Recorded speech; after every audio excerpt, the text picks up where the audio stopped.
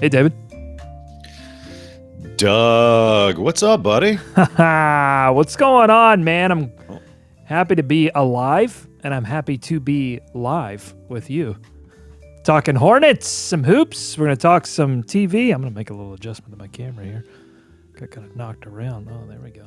All right. This is I feel like we've dodged. We've gone through a obstacle course to make this happen. I mean, usually it's just, open the old computer, press a couple buttons, but sometimes you got to make those moves, man. Sometimes the gremlins are out to get you.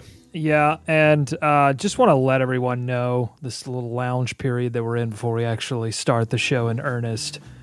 Until the Hornets, until media day, until we get some Hornets back in the practice facility and talking to the media, I think we'll try to get an episode out every other week. So really, I mean, it's coming up, end of September. We're going to be going every week, but maybe next week, maybe not. So we'll see. Yeah, we'll see. What else have you been doing, David? I mean, I've got plenty of wedding stories I could certainly Let's do wedding. lay on you. Let's do some wedding stuff. Summer's wrapping up. Yep, I'm rewatching I'm rewatching 30 Rock. I've got some thoughts on that. Okay. I did Okay. watch most of White Lotus, so you and I can chat about that later in the show. Yes. I want to do Delightful. underrated, overrated. Play our favorite game. It's a great summer game when we have zero information about what this team is or isn't or what it will be. It's just good right now to get it on the record. Underrated, overrated.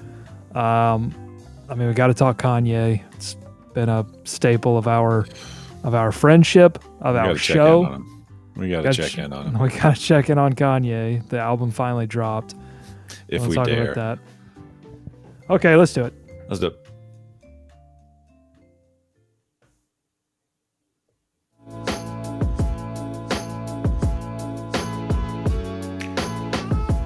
This is not a serious Hornets podcast.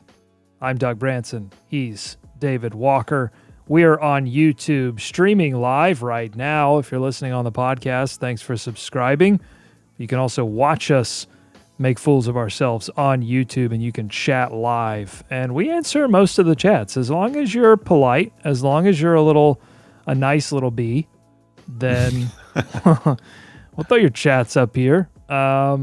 If you don't like a take that we have, that's fine. You can disagree with us. You can Please.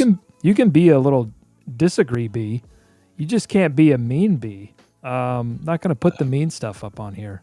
No. This is a positive summer. It's Well, all positive here. If you can find us and you enjoy what we're doing, come on back. Sometimes we'll duck and dive and dip, dodge and dodge, but you can find us. you were searching for one more D there. You couldn't. Yeah. You couldn't It's find. the 5Ds. It's the 5Ds. Wait, what are the? All right.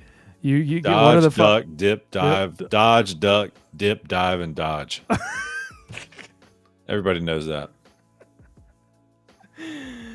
Help keep our hive alive. Support us on Patreon, patreon.com/HornetsPod. You can give us a couple of bucks every month. It's a cup of coffee. Have a cup of coffee with us and help us do what we're doing here, which is talking about the Hornets. We're talking about TV. We're talking about movies. Whatever you want to talk about. If you want to talk about something, let us know on the chat. We're going to do underrated, overrated here on the show. I'm just going to throw some stuff out. I'm going to throw some Hornet stuff out. Some other stuff might leak into this list. I don't know. We'll go along. Also want to talk about, I've got a question for you, David. I don't want you to answer it right now. I just want you to think about it. We haven't done shoe ought to know in a while. I want to know what the shoe of the summer. Everybody always talks about the song of the summer. I always want to know what the song of the summer is. We have to declare what is the song of the summer. Well, I want to know what the shoe of the summer is. So think about that. Let that noodle around the old noggin and let me know later in the show. But first, underrated, overrated. First one for you, David. Are you ready? Terry Rozier, the guy that they just signed to a big deal. Underrated, overrated. So great one to start with. I think prior to the contract extension, that's an easy underrated because I think he overperformed his projections here. No one knew if he could really be the lead scoring player on a, playoff contending team. And I'm sticking with it, man. I'm sticking with underrated. That's the way he lives his life. That's the chip he's got on his shoulder. Money be damned. He's going to bring his lunch pail every day and every night, Doug. And so, yeah, I think there's some doubters out there. If anything, I think that extension and those dollars may have heightened some of the doubters or brought them back to the side of hatred. So I'm going to say Terry Rozier is still underrated across the league, even though you look at that contract and you say, really, Terry Rozier? But yeah, I think as you look at Terry Rozier as a basketball player and what he means on an NBA court, I'm going to say people are still sleeping on him. But weren't you surprised at how I was surprised at how little hate there was for the deal? Usually, I just feel like, there's a bit of a Jordan bias. There's a bit of a terrible team bias. And I was wincing when I heard the deal, not because of my own feelings about Terry Rozier, because I'm on the record as being very pro-Zier. I'm pro-Zier. And so don't get me into my 5 Ps. You got 5 Ds, I got 5 Ps. One of them is pro-Zier. But I was surprised at how little vitriol there was amongst the commentariat for the Terry Rozier deal. I've got a podcast for you. It's called Locked on Hornets. If you're looking for some, sorry, we kid because we care. We love. It's all love here. True. You did remind me. That's right. Walker Mail is very anti. But I feel like the Hive. I feel like the Hive let him know. The Tear Hive let him know where they were on that one. So, no, but I'm with you. I think a lot of that had to do with, I guess some of the just. Analysis and some of right after this came out, I think it was Dan Devine at The Ringer had a good piece on kind of why this makes more sense than you think it might.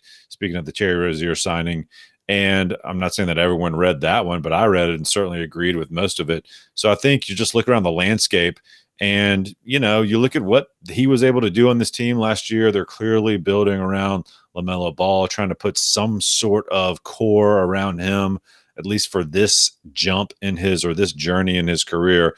So yeah, we're used to any Hornet signing getting drilled, right? Getting nailed. That's what you're saying. We're used to that. I mean, with the Gordon Hayward signing, got laughed at. The Terry Rozier signing prior to this, the sign and trade got laughed at. So yeah.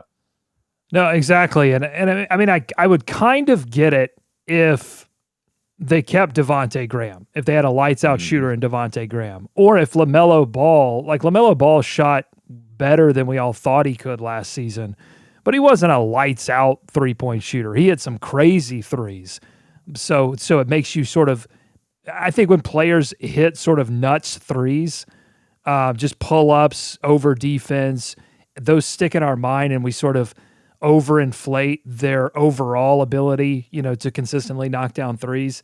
And he had a good 3-point percentage last year, but it wasn't lights out. So like I could see all that. And I get Walker's point to a certain extent that, Terry did a lot of damage early in the season.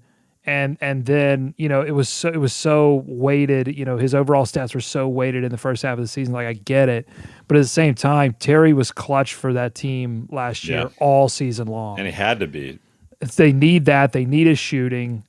So I get the deal. I'll say he's still slightly underrated solely because Walker won't get off of his. I'm telling you, Terry's going to call him out. He's playing a dangerous game right now. He's lighting a few. We already know that Terry Rozier does. Let's see if I have the sounder. We know that he doesn't. We know that he doesn't like those blogs. I don't know if I loaded that sounder. Well, maybe Walker's playing the long game here. Maybe he's playing that. No blogs. There it is. We don't care about no blogs. He's about to not care about podcasts too. See, I've been trying to be sweet to Terry so that he would care about the podcast, and Walker's trying to run him off. Well, maybe he's playing the long game, right? I mean, maybe he's trying to plant that seed of doubt, give that chip, so that this media day, someone will ask him about the pods, so we can get we don't care about that pods drop. But Walker made some. That's right. You could not. I think Walker. I did not mean to just bring up Walker's point and then hammer it over the head, but I think that Why? Everyone else has. Why don't we get I on the know, action? I know, I know. You made some good points. But that's anytime you have a Hornet signing, that's kind of comes with the territory. There's almost always going to be a yeah, but or a what if, or it just doesn't make sense because of this. Hornets are still in that position where they've got to identify their guys, make it happen, more so than other teams might have to. So I think more or less people that watched the Hornets last year, Hornets fans enjoyed what they saw from Terry Rozier. So I think they should be excited. They're bringing him back, and he's here for a little while. Let us know what you think in the YouTube comments of this video, whether if you're watching live, chat with us right now. Tyler says, as a small market team, you got to invest in your guys at some point. You said it well, better that's what I don't understand. We've been through plenty of eras where the Hornets / Bobcats got players that weren't good enough to invest in and invested in them anyway. So like I just really don't understand being upset at investing in a player that was legitimately successful for this team last season. And also, and this is the last thing I say because I don't want to get bogged down in Terry talk for the whole show, but like he transformed his game and transformed his perception as a player. And everybody loves playing with the guy. I mean, he's been a great locker room presence. Gordon likes playing with him. LaMelo likes playing with him. So I don't get it. Okay, I want to do a couple more players and then talk about some other stuff. Yeah, let's go to the backup point guard that they just signed, Ish Smith. Underrated, overrated? I would say vastly underrated. Ramon Sessions comparisons right out of the gate. No, thank you. Okay, listen, there's going to be a handful of Ish Smith games, and you want to say you were there when? Trust me, Hornets fans. He's going to get to the basket. He's going to be electric on certain nights, and he's going to spell, LaMelo and maybe some Rozier or whoever's in the backcourt at that time. I think so. No, I think Ish Smith is being slept on mightily. I just think he's a fine addition. He's a solid backup point guard. That's what they needed. That's what they wanted. And that's what he'll provide for them next year. I don't think anybody's overrating him at this point, at least not me. It's very difficult to overrate Ish Smith. Yeah. But I think the fan base reacted appropriately to Ish Smith and understanding that this was not a game-changing maneuver. This is somebody that you bring in to really kind of shore things up and make sure that you can avert disaster if you have some COVID absences or injuries. And I love this pickup. You're not if you're going to depend on young players, depend on them in the front court, not in the back court. You need somebody who can help command the ball in the second unit. And I think Ish Smith is certainly capable. But I think the fan base also recognizes that this is not a player that you're going to depend on for really anything else except distribution. Like he's improved his 3-point shot, but he just doesn't take a lot of shots. So like his volume's super low, even though he's improved his 3-point percentage. But really all he's going to do is facilitate for others. So you're gonna see a lot of nights where it's like Ish Smith, 2 points on 2 shots, I think. Yeah, they're not going to have that dynamic last year where it could have been anyone from LaMelo, Rozier, Monk, Graham, right? They're not going to have that kind of 2-layered backcourt lineups that they had last year, scoring wise, right? But they're going to be leaning on LaMelo and Terry, and we'll see what Bouknight fits into there. But now that's going to be their structure. Well, and I think from the front office's perspective, they said, well, we have so much development from Miles. Miles became a scoring threat. That wasn't a given. So you've got some players. You bring in Bouknight, who can be a microwave scoring guard. So I just think they saw an opportunity to bring in somebody that they didn't need to score. Tyler loves the pickup. He says, I love that as a backup to LaMelo. Exactly. If you just understand that Ish Smith is somebody that helps keep the lights on and is not going to light it up, then you're going to be happy. Yeah, and not that Devontae was disgruntled or anything, but Devontae was once a starter here. He wasn't going to be a Yeah. starter here. Baggage. We call that the 5 Bs. One of them is baggage. So I think that that solves that problem right there when you make that swap. So one less problem to deal with. Okay, last player, underrated, overrated, Ben Simmons. I'm going somewhere with this. So, I think he's underrated now. I've gone all underrated, but like people are really banging this guy just because he's afraid to, jump up and make a dunk shot. Like, come on, guys. Everybody's not so flashy. Everybody doesn't need to dunk it all the time. Okay. Is that one of the 5Ds, dunk shot? Dunk shot. Yeah. I think how can he be overrated at this point? My God. He basically has turned from an all-star into somebody who's barely in the league, if you go to ask some people, but he's still got all-star and elite level skills. He still has massive gaping holes in his game. Is mainly his shooting, probably some mentality stuff too. But I mean, he's still an otherworldly talent in some of those areas. Like he's underrated now. He's got to be. Well, I'll tell you that the Sixers are overrating him. Oh yes, okay. Outside of Philadelphia, right? Yeah, okay. Yeah, the Sixers are overrating him mightily because they won't let him go. They're asking for every team's top 2 players.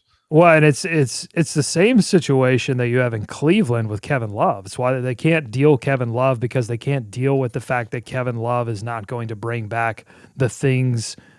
You sign a player to a deal and suddenly, at a massive deal, or you have all these expectations like with Ben Simmons. And you carry all of those biases with you the whole way through the process, and you can't. Unfortunately, these teams can't strip away those biases and say, "Okay, it's the sunk cost fallacy, right? We've put too much into this player, we've invested too much, and now we're just going to not get anything because we've sunk too much, and we can't sort of strip those biases away." But I bring up Kevin Love, and I wore my Cleveland retro hat. Because I'm starting to wonder.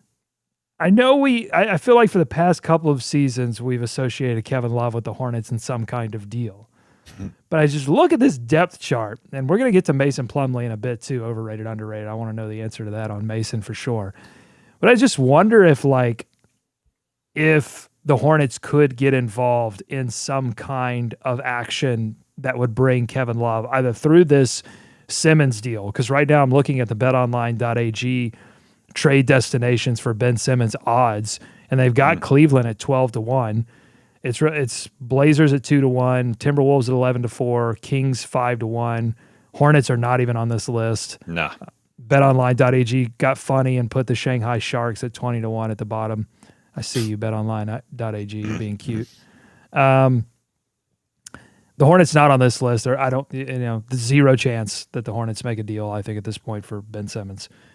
But I could realistically see them trying to work their way into the Ben Simmons deal if they could pull back a big. Or at the trade deadline, look, they've got enough pieces right now, I think, even with only Mason Plumlee as your legitimate center option. I think they've got enough pieces to get to the trade deadline and be a competitive team. And if you're the front office and you're in a wait and see mode, then you can roll with that and then say, all right, we need to get serious about actually contending in the playoffs.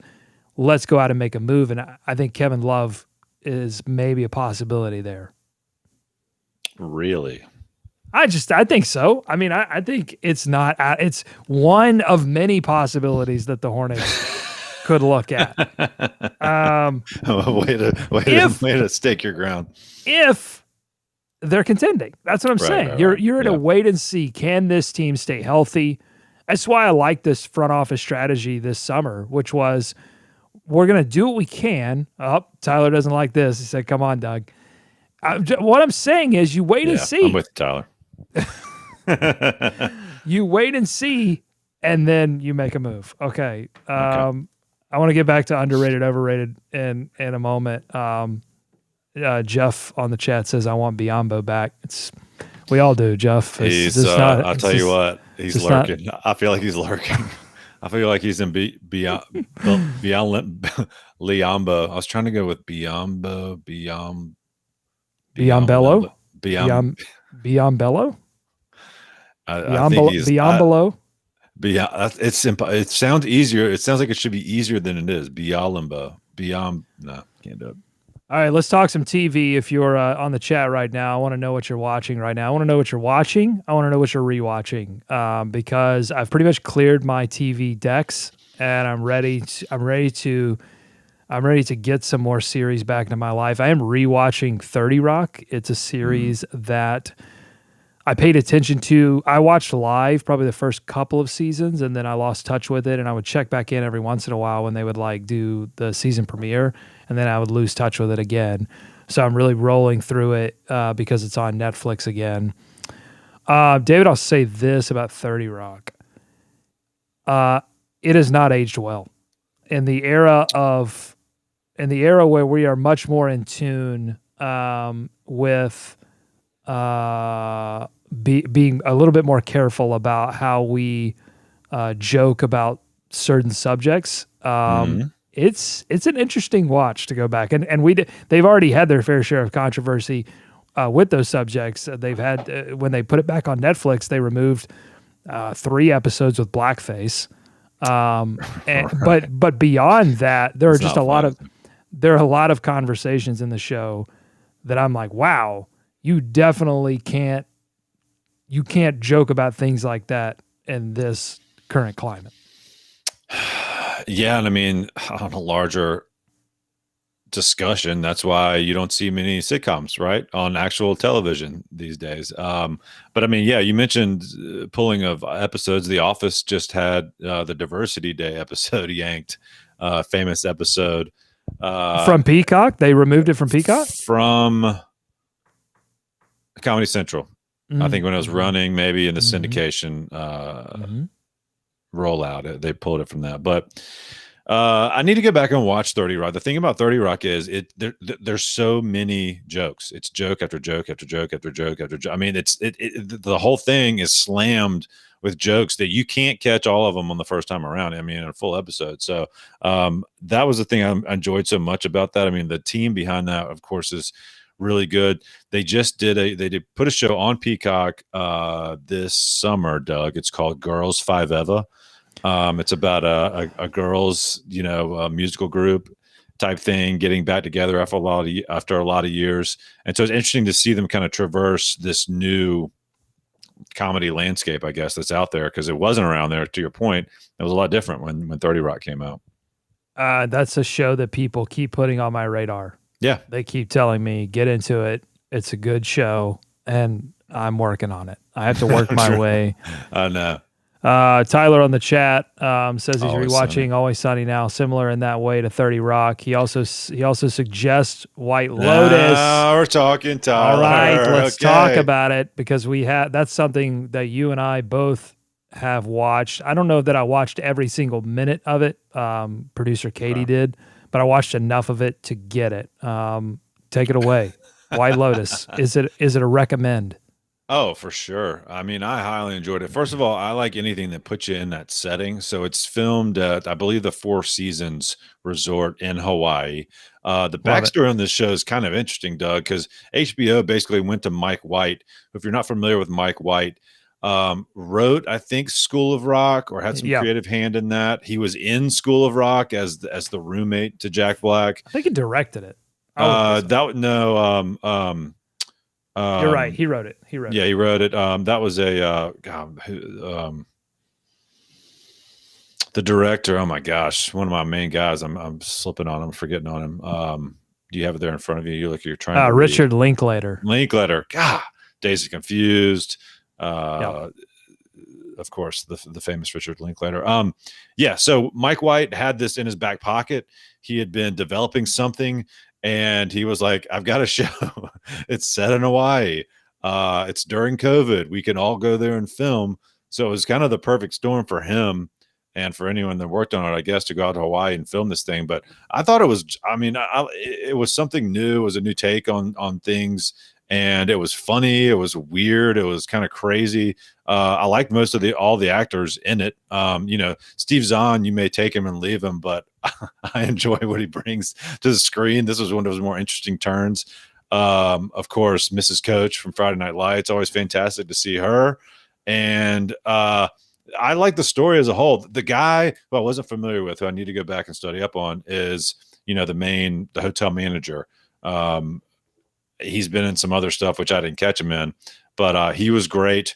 Of course, Plop from the later years And of a The turn for Office. him. Yeah. You couldn't really cheer for Plop. He was. No, no. Who was also one of my favorite shows of last year, the Hulu television version of High Fidelity, which got canceled Mm. after one season criminally. So go check that out. But man, I loved White Lotus. I mean, it was a show. It's not a show that's like gonna kind of take you from A to B to Z, A to B to C to D, all the way down.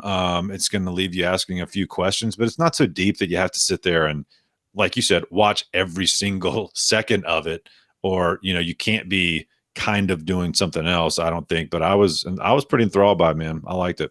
Yeah, you sort of bring up the great point there, which is that it's not very deep. Right. It's what I call fable television. Okay. So it's a story that is definitely has a message, and the message is that there is with a certain amount and kind of wealth, it can bring along a moral rot. And he really just took a flashlight and shined it on a few examples of how money and power and influence can really just destroy your soul and turn you into someone who is a destroyer of souls. And the destruction of one particular soul in the show is what sits at the center of this fable, essentially. And fables, like the Mother Goose tales that we all sort of grew up with, if you look at their origins, were all very dark, and they were stories that were meant to warn children to not do things. It's the old joke from Arrested Development where the father would hire the friend whose arm would fall off. He'd be like, that's why you don't stick your hand outside of a boat while it's running or something. So like all of these things were meant to just scare the crap out of us. And so this was like an adult fable. It was meant to say, hey, if all that you want to achieve is more, eventually you will become as a moral person less until there's nothing left. So Tyler saying in the chat, like the ending was rough. Yeah. Like Yeah. it was because, and this is the way that fables should be, there is no happy ending. Because all that Mike White was doing was showing you something. He wasn't Right. it wasn't meant to resolve. Yeah, I mean, yeah, he was showing, and it was, looking at how people would really react. I mean, the tough lifestyle, living choices, right? That a lot of these characters were forced to make. Some of them to their detriment. Most of them seem to their detriment, really. And some more than others, kind of unknowingly, right? I mean, a lot of people fell right back into their life prior to vacation. There's that whole theme there too, right, Doug? You go on vacation, but do you ever really leave? Do you ever really take a vacation? Are you really vacationing from your life? Or are you just pretending to be doing something else? Do you get Right. away? Do you change? And that escapism. And there's a character that kind of represents that life-changing opportunity, and he goes after it, whereas all some of the other ones don't. So like there's a lot of things into it, and it's also wrapped around like what's the most popular genre theme going right now. It's like the murder mystery, right? And this is not really a murder mystery. There's an element to it. He plants it in the beginning, but I didn't even think about it as I'm going through the show, right? It's kind of like, oh yeah, that's out there. I guess Well, we'll see.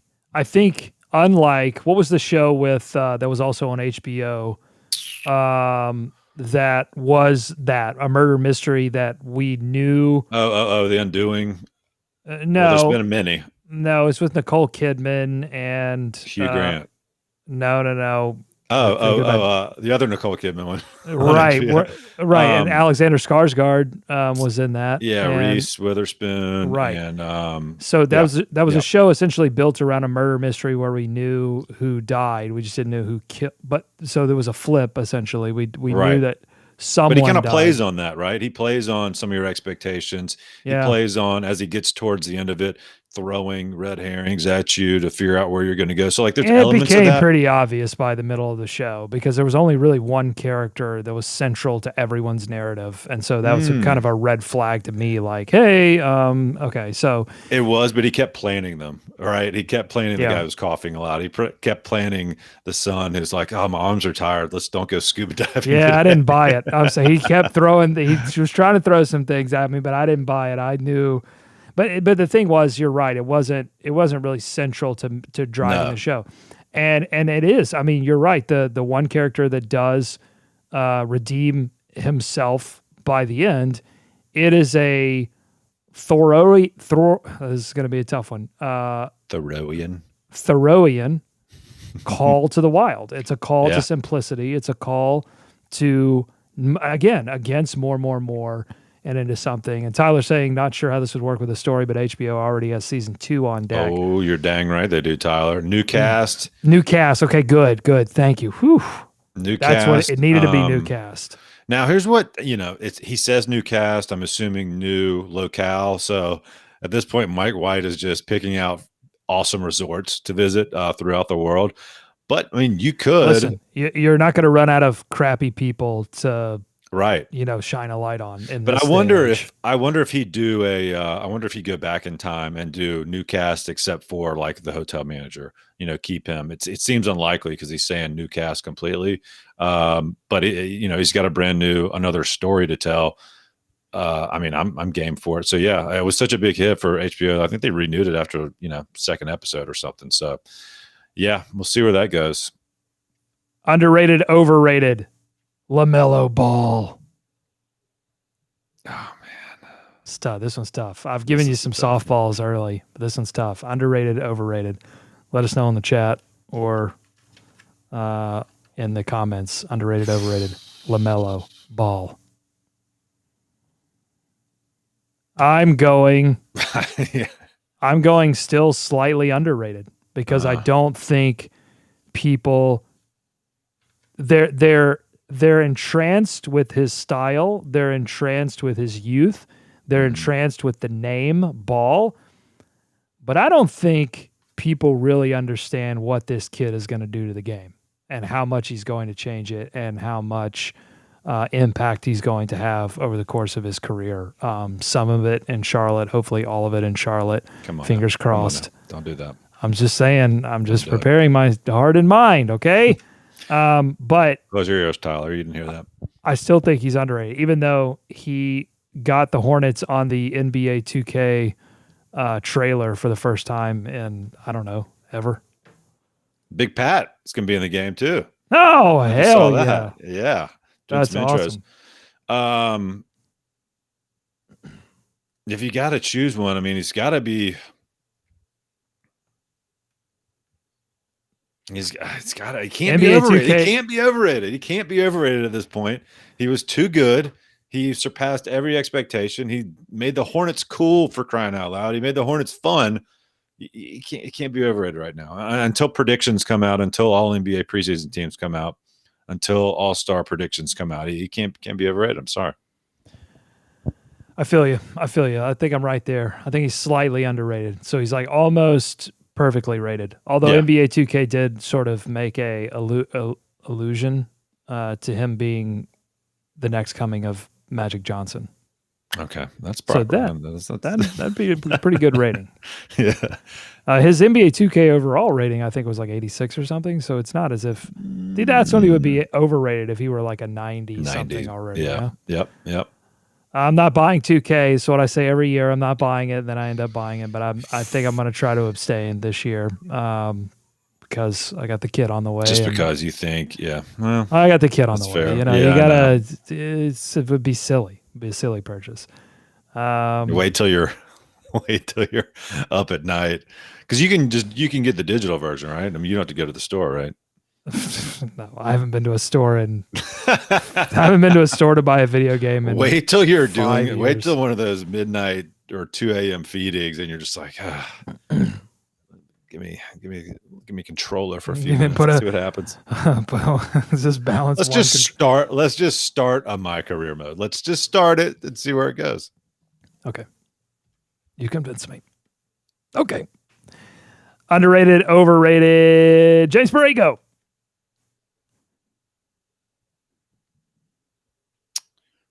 Underrated, overrated. Gonna give him a slight overrated. I got to give somebody an overrated here.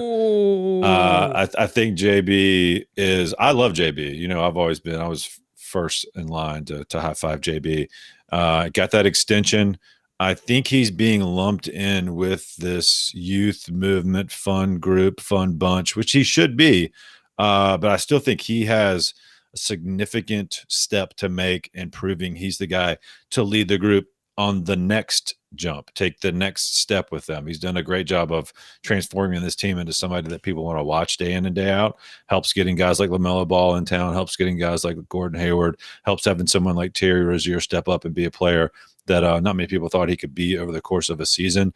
So I can't go all underrated, man. I love you, JB, but I'm just going to go slightly hair overrated. Man, I want to say overrated, but then, man, I keep reading things from Terry, and they don't have to say these things. There's certain things that I just read this like long blog post by Gordon Hayward.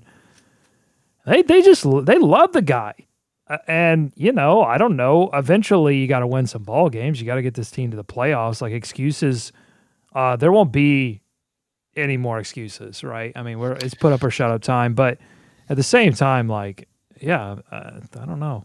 He's not. I don't think he's. No one's in there putting him in a class with like, you know, no one sees him as sort of Spolstra like. Yeah, I mean, so Pop. So, but I get it. Okay, here we go. Underrated, overrated. Kanye's new album, Donda. I mean, I've seen pretty much 6.65s across the board. It seems properly rated to me. I think it's still. You want to know my opinion? I think it's still overrated. I think it's still overrated. It's like his worst rated album. I think it's still overrated. This was. It's a mess. It's all over the place musically and messaging wise. No, you know what? You know what? No, I'm not even going to say that. I'm gonna push back on you on that. It's not a mess. It's not. Mess is giving it too much credit. I have to try to make a mess. I've got to move some stuff. I just feel like this is like he had 3 listening parties to curate a mess. But I don't. I just don't even. I don't know what's going on, man. It's not even coherent. It's not cohesive. Okay. It's not. That's what a mess is. But I mean, I don't know, man. This just feels like more than a mess. You think it's like mixtape level. You don't think it's like album. It's amateur. It's amateur. That's what I'm saying. I think you have to be a professional to make a mess.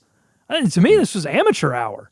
So you didn't watch any of the live stream, the whatever, the release parties, the listening parties. You didn't hear any of those, right? Hey, how about we just release it on a streaming service? Let me listen to it. We listen to music, right?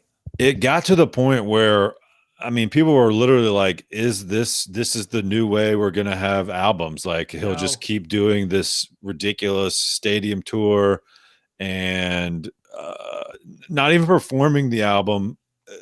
You can't even say he's lip syncing the album. He's had a mask on for 3 months. He's just punching the air. So I watched all of them. Right now, the first one was a legitimate mess. Like nothing was ready. Everything was done literally that afternoon. Jay-Z put down his verse, 2 hours or 6 hours or whatever before they had the thing. And it did progress. Now look, it went from there to what you saw if you watched in Chicago last week, I guess. And from there to there was, I don't know, tightening up, cleaning up, whatever you want to call it. It was certainly a much more finished product than it was day one. But I'd already heard, I'd heard this as part of these performance art, whatever you want to call them. I've heard them as part of this, and at no point was I like, oh my God, there's the next, you know, Jesus Walks or whatever you want to call it, whatever your favorite Kanye banger is. Like at no point listening to that I was like, that could be it. That could be it. He fine-tuned some things here and there. I think some of the stuff is fine. It's just bloated. It's too much of it. It's boring. better than it's boring. It is boring. It boring. is boring. I don't know. There's nothing. I mean, I feel like he thinks he's doing something and pushing something forward, but it just sounds like he's doing more of the same. But whatever but more of the same, but at a lesser quality. Well, it's just, yeah. I mean, it's just. I think it's better than whatever. What was that last one he put out? Yay. Well, so Jesus is King, and then before that was Yay. Oh my God. Yeah, I forgot. I thought Jesus was King. Jesus is King. There were at least a couple of things that I could cling to, but it's all, if Pablo, let's make a Jordan comparison here. To me, Pablo was 98 Jordan. Like, whoa. Oh man, wow. He like, how did he pull that one out? This is, you could start to see the cracks a little bit, but you're like, okay. And then Wizards comeback was Yay plus his collaborations that he did with Pusha T and Kid Cudi. And then Jesus King was Wizards comeback, the sort of end of that. Maybe his management role. But this to me is like Bobcat 7 and 53. Like, this is just, I don't see what's happening here. I've lost the plot. I don't get anything anymore. It's bad. No, we haven't even mentioned, whatever guests he brought out of this thing. So my question is, because we've gotten used to Kanye doing outrageous things off of an album release in an almost like calculated way. Like, oh, I get it. You're releasing something and now you have to get into the headlines and some of it obviously I think is related to actual real concrete issues that he has. And then some of it, I think there's got to be probably a mix of the two things of a calculated PR campaign. But so, in this one, I'm like, are the guests, Marilyn Manson, DaBaby, who are both just like radioactive right now, toxic sexual assault allegations, homophobic remarks from DaBaby. Like, I don't get it. I don't understand. And then you had the more traditional thing where Kanye says, well, they released it without my permission. And all the people were like, what are you talking about? So what I'm saying to you, David, is that the bar, and this is why I say it's still overrated, because the bar is still way too high or too low. I mean, I'm sorry, we've lowered the bar for Kanye for too him, low. Himself, his own bar. Like Kanye gets 6 and 5s on these ratings because he's Kanye, and nobody's willing to say, okay, time's up. Like this, we're not getting any more. We're not getting any more revolutionary music from this guy. And I know. Or good music. I mean, not even, that's too high a bar. Revolution. To think, can he do a Pablo? Can he do a Yeezus? But no, we can't even get like good.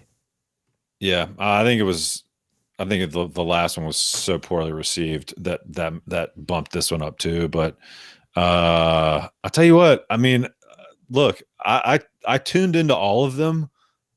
I don't know why. I just found myself tuning into all of them and saying, is this the time he's going to bring it back? Is he going to go in another direction?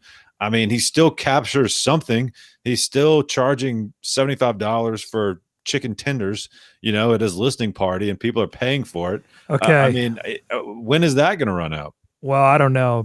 Probably not ever. I mean, look at the Rolling Stones. Like, there's always going to be an audience for what he does, but is he going? But see, the difference between that and what he was he was part of the public sort of zeitgeist. He was part of the consciousness, and I think this is the beginning of the end of that. I just think there's just going to be a lot less attention to pay to the things that he produces that are new, and more attention paid to whatever he was.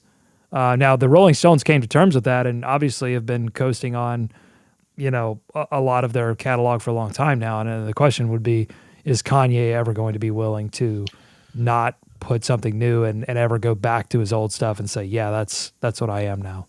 Well, listen, I'm still going to keep listening to it for a little bit. It's 21, 20, 22, 23 tracks long. So I was actually excited to see that because the last couple of his were so Well, that's short. if you remember our conversation about Jesus is King, that was our big thing. It's like there seems Yeah, like there's something here, but it's really short and it really feels short. unfinished. Yeah. And some of those are like 2-minute songs. So I was excited when I saw that to be like, all right, well, maybe he just took his time and, filled out everything. He did not. No, well, he definitely took his time, I guess. I don't know. Who the hell knows? He's living underneath the football field. I mean, it was a thing, man. It was the end of the summer thing. I mean, he captured something for a little while. And streaming numbers, whatever that means, are up, down. I don't know. People are listening, Doug. People are listening. Well, But look, so when did this come that's a out? bad thing. Saturday night. If the product's not great, people are listening is a bad thing. It's a bad thing when the people are listening is a good thing when the product's great. It's a bad thing when the product's not great because it means less people. So it's not should it's, mean it's, less it's not people quite will a listen it's next not time. quite a week old, right? It's not quite a week old, and I think Drake is set to drop something soon. So that's, I mean, I think everybody, or at least I'm interested to see kind of what happens once Drake puts out whatever he's gonna put out. If that just wipes Kanye off the map, I doubt it, but I don't know. We'll see. Hey, did you know that Mason Plumlee had a triple-double last year? I mean, I wouldn't have guessed him, but now that you said that, it rings some sort of bell. Yeah, 15, 10, and 10 he had for I'm going to show you this. I want to show you this clip. Let me get a little screen share. This is what Mason Plumlee is capable of, folks. Let's see. Can I zoom in on this? Yeah. There we go. Let's get rid of these graphics. All right, look at this. Oh, sexy. Oh, the bounce, the no look on the floor, bounce pass. All right, let's get that out of here before YouTube punishes us. Let's play Kanye's entire album on the way out. Okay, let's do shoe oughta know. David, what was the shoe of the summer? Well, I think the shoe of the summer is continuing to be the shoe of this year and probably the last, I don't know, 12 months or so. It's the Nike Dunk. It's a retro of a classic basketball sneaker turned skateboard sneaker turned hype sneaker. And every release of the Dunk this year is instantly sold out. You can't get it. It is affordable. That's the great thing. It's super wearable. That's the other cool thing. You can't really get your hands on them unless you get super lucky. But I mean, I guess I'd have to say that one, Doug. It's still top of mind for so many people. I think still a lot of money. Yeah, well, yeah, and you're looking up. Yeah, I mean, and some of them go up higher than that, but some of them are not too terribly bad. Some of the more limited ones are gonna put a hole in your pocket there. But yeah, so the Nike Dunk and whatever flavor floats your boat, I would have to say is just kind of the most popular one. I would say the Air Jordan 1 Low is second on at least for me. That was kind of my shoe of the summer. It was the white and gray Air Jordan Low, perfect summer sneaker, a classic that never dropped here in the US as a retro version. So I was excited to get that. Some people may have been disappointed by it. They shrunk down the swoosh a little bit, which annoyed some people, but I don't really care too much about it. That's not it. Oh yeah, right in the center there, Doug. Right in the center. This up top. Nope. Yep, that's it right there. It's a classic white gray sneaker. I mean, you can't really go wrong. It looks very orthopedic. I'll say that. I mean, what's the difference between this and like what Steph Curry released a few years ago? Just cushioning. Yeah, just cushioning. And branding. And now I will say Nike did put out a new silhouette this year. It was the Nike Waffle 1. And that actually did get some traction, and I've seen some people wearing them. I tried on a few pairs. It wasn't for me, or at least it hasn't been as of yet. But a brand new silhouette, lightweight, super comfortable. And so I think that's gained a little bit of traction. Tastes great with syrup. Yep. And then that's dope. I like that. New Balance has been making a lot of noise this year, whether it's the New Balance 550, which is a retro basketball sneaker, or some of their runners, the 992, the 990 V2, the 991, 993. Old school dad shoe New Balance sneakers have really come back into popularity. So It's perfect timing for you. The thing is, I think you just nailed it. Like the shoe of the summer seems to be the dad shoe. Is the dad shoe? Did the dad shoe dad win shoes the summer? are all the rage. Dad shoes are all the rage. Dads are back, Doug. Dads are back. just in time. Just in time for me to become one. That's right. Perfect. Okay, we've done that. Let's see. We got any more underrated, overrated? Mason Plumlee. Let's go through these quick. Underrated, overrated. Mason Plumlee. Overrated. James Bouknight. Underrated, overrated. Underrated. I think so too. I think Mason Plumlee's underrated too. I think Bouknight's underrated. I think this whole damn team is underrated. I'm just gonna say it. Bouknight. People are chattering. The people that saw him up close at UConn are like, you just wait. So I had a conversation about Bouknight via Monk the other night. Much like here's the conversation. Bouknight wants it. Monk didn't. Yeah, that's exactly what I said. He likes basketball apparently a lot more than some other people. He's got a chip, but also he was that guy at UConn. I know we're love a probably good chip stuff. Was that guy at UConn? Monk was not that guy at Kentucky and never turned into that guy. So I think that's where you have an advantage with Bouknight, and we'll see if he can just kind of pick up where Malik Monk left off and give them a little bit more. Hopefully he can. Big Shot Graphics. You're darn right they did. NB, New Balance, revived the dad shoe, taking over for the Michael Air Jordans. Last one here, and this is going to be controversial, so hold on to your hats. Thanks for sticking with us all this time for this underrated, overrated. P.J. Washington, underrated, overrated.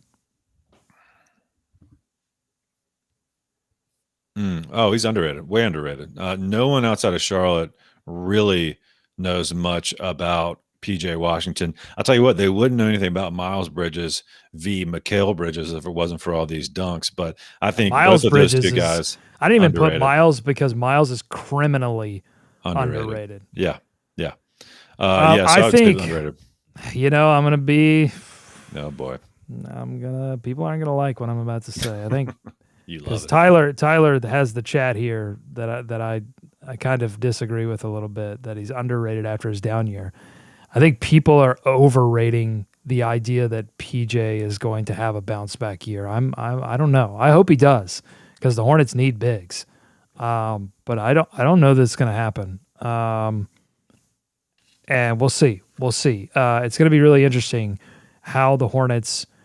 To me, the guard situation for the Hornets makes complete sense. Like, they've got all the pieces in place, and minutes distribution will be what it is. But, I think Bouknight and Rozier and LaMelo and Ish, they all have particularly good functions and ways you can play these guys in and out.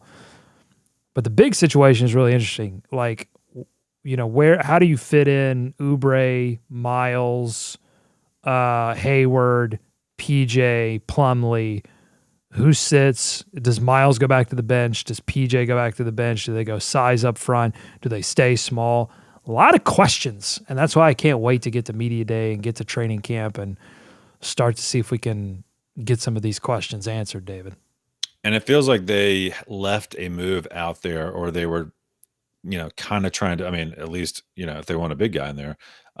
So yeah, we'll see. Oh, Big Shot. G'day, Sydney. What's going on, man? Yeah. Thanks for tuning into the live. It. Well, so I guess, in Australia, because the guy that does the Locked On Fantasy Basketball podcast, Josh Lloyd, is in Australia as well. So we always have to meet at like 4:30, 5 o'clock, because it's morning time over there. So fantastic. Top of the morning to you, sir, and thank you, or madam, and thank you for checking us out here on the show.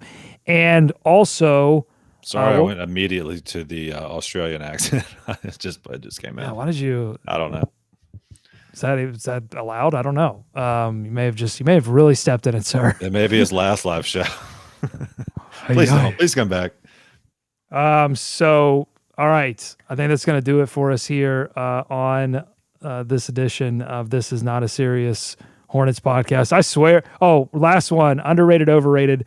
The next Fast and Furious movie that I'm going to see, which is the second one. Oh, criminally underrated. Okay. Criminally. Yeah, Criminally. way underrated now. Way underrated now. Some people's number one. Some people's number one. Not this person, but some people. People are talking.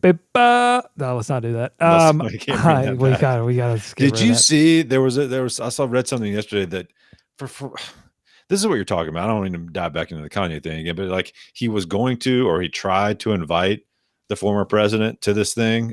What in God's name purpose does that serve?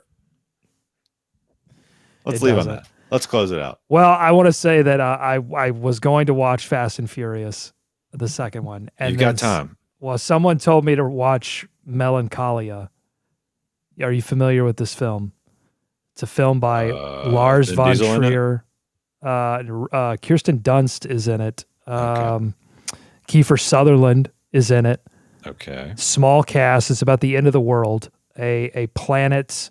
That's what every Fast and the Furious is about, Doug. I'm confused. What's going on? This was I don't recommend it for the family. It's a tough movie. A lot of interesting things. I should have watched Fast and the Furious is what I'm saying. Gotcha. So I'll get it done and we'll talk about it on the next live show. Again, bear with us over the summer. And we'll be back to regularly scheduled programming when we get to Media Day and training camp. But until then, I'm Doug. He's David. Go Hornets. Go America. Let's swarm Charlotte.